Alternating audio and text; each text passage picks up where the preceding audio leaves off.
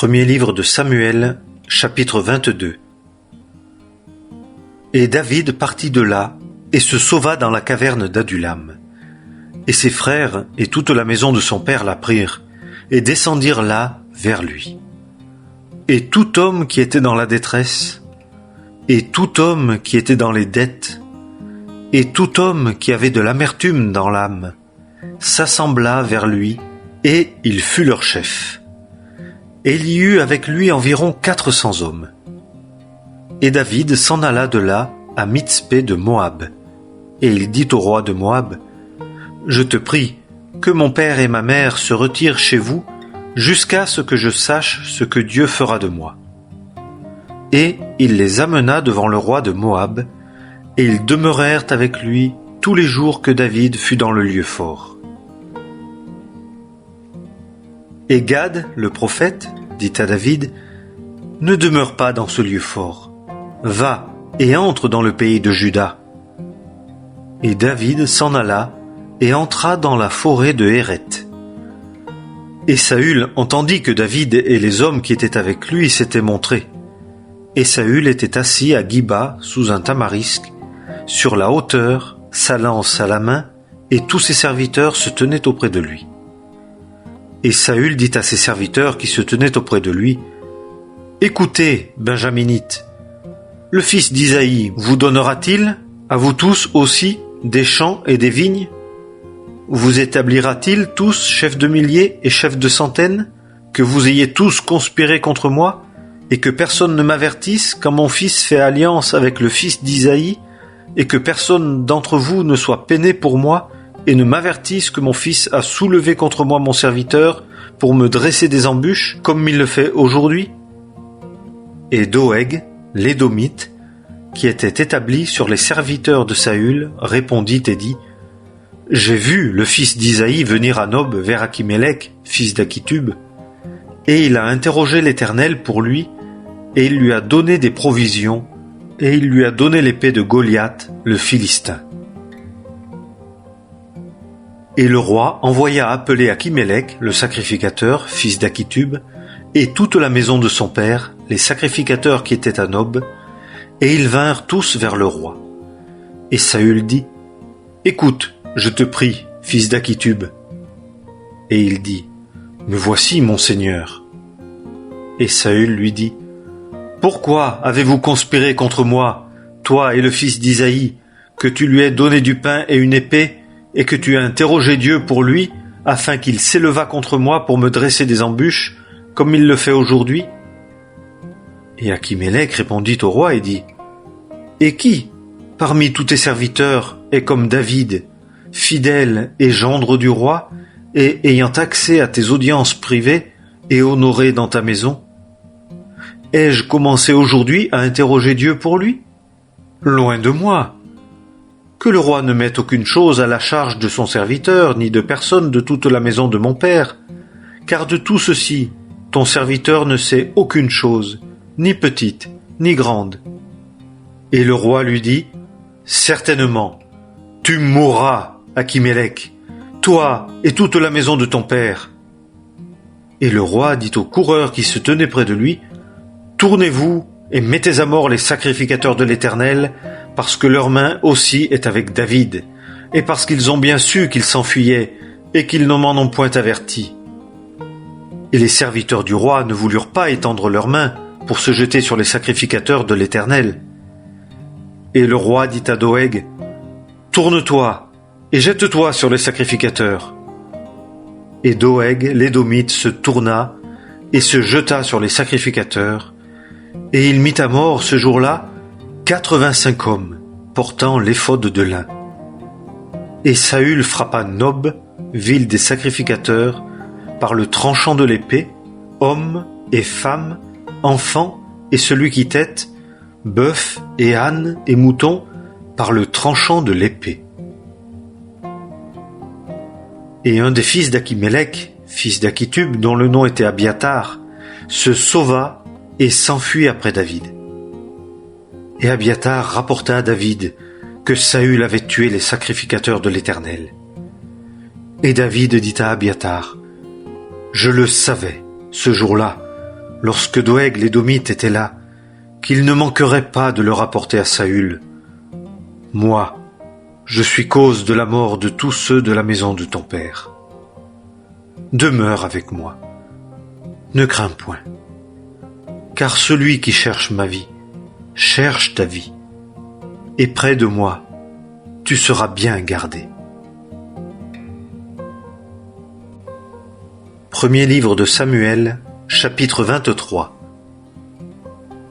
Et on rapporta à David en disant, « Voici, les Philistins font la guerre à Keïla et pillent les airs. » Et David interrogea l'Éternel, disant, « Irai-je et frapperai-je ces Philistins ?» Et l'Éternel dit à David, « Va, et tu frapperas les Philistins, et tu sauveras Keïla. » Et les hommes de David lui dirent, « Voici, même ici en Juda, nous avons peur, et comment irions-nous à Keïla contre les troupes rangées des Philistins ?» Et David interrogea encore l'Éternel, et l'Éternel lui répondit et dit, « Lève-toi, descends à Keïla, car je livrerai les Philistins en ta main. » Et David alla avec ses hommes à Keïla, et combattit contre les Philistins, et emmena leurs troupeaux, et leur infligea une grande défaite. Et David sauva les habitants de Keïla. Et il était arrivé que, lorsque Abiatar, fils d'Achimélec, s'était enfui auprès de David à Keïla, il était descendu avec un éphod dans sa main. Et on rapporta à Saül que David était entré à Keïla. Et Saül dit, « Dieu l'a rejeté et livré en ma main, car il s'est enfermé en entrant dans une ville qui a des portes et des barres. » Et Saül convoqua tout le peuple pour la guerre, pour descendre à Keïla, afin d'assiéger David et ses hommes.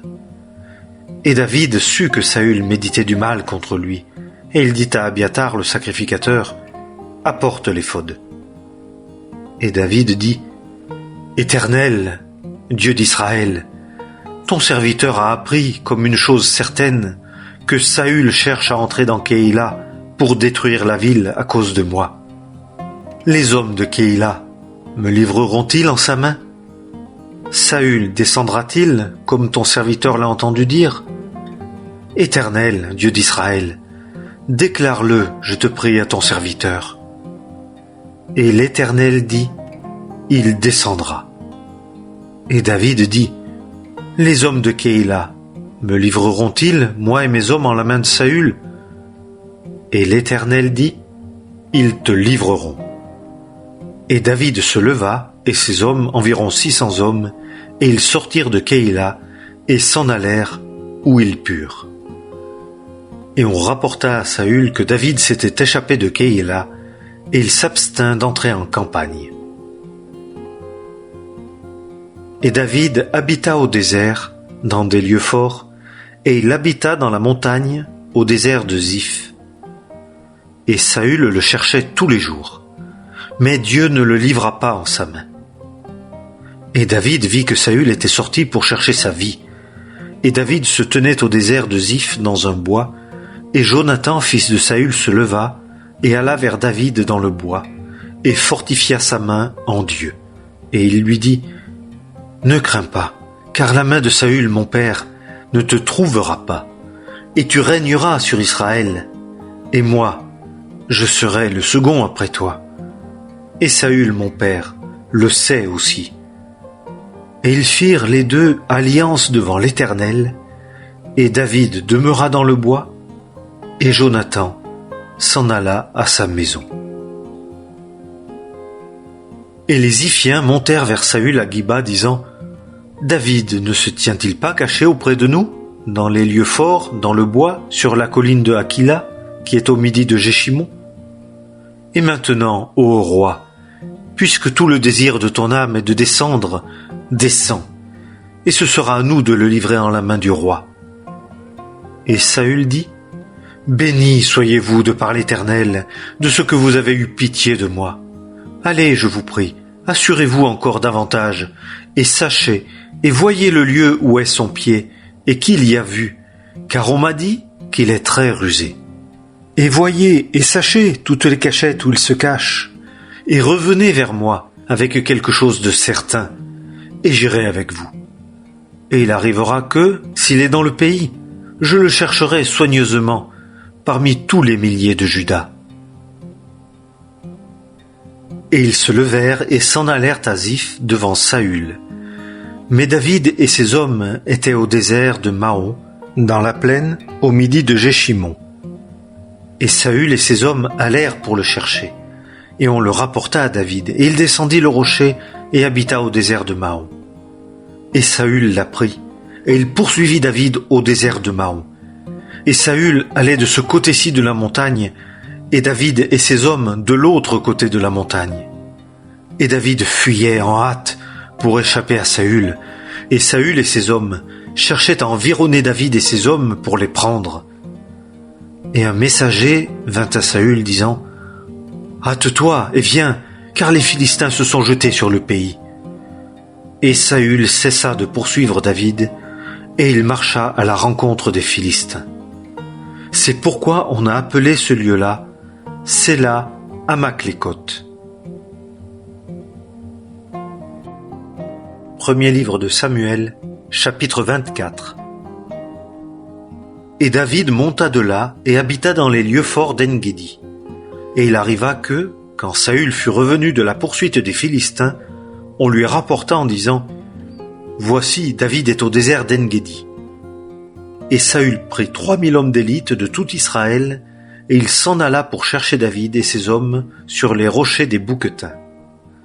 Et il vint au parc du menu bétail, sur le chemin, et là, il y avait une caverne, et Saül y entra pour se couvrir les pieds.